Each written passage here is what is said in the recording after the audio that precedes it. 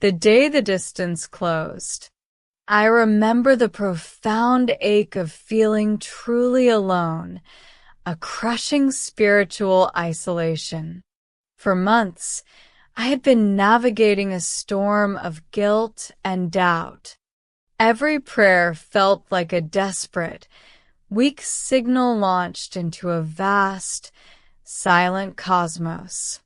God is so far away, I'd convinced myself.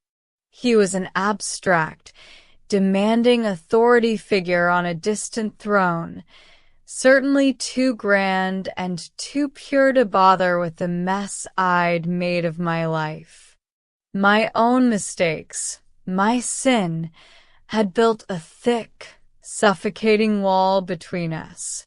I believed the darkness I felt was the evidence of his absence, proof that I had finally wandered beyond the reach of his grace. Then I encountered the message, "The Lord is near to all who call upon him, to all who call upon him in truth." It wasn't a booming voice, just a simple verse, yet it hit me with the force of an earthquake. Near? How could the Almighty be near? The following words were an even deeper shock. Where can I go from your spirit? Or where can I flee from your presence?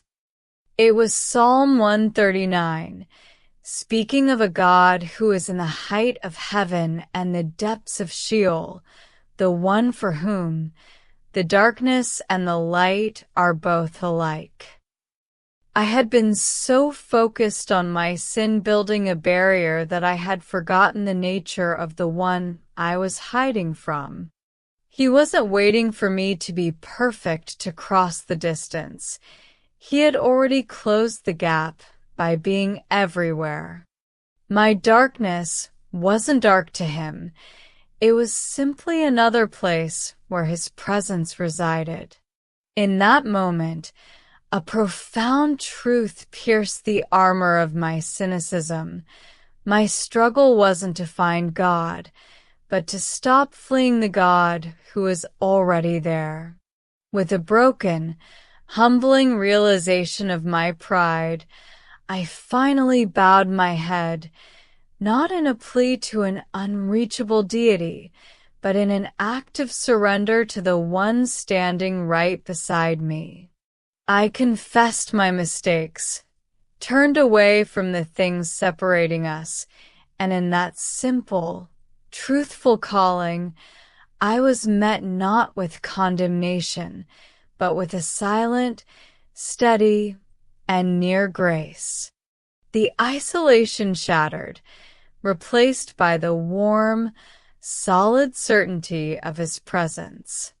The distance was an illusion I had created. He was, and always had been, here.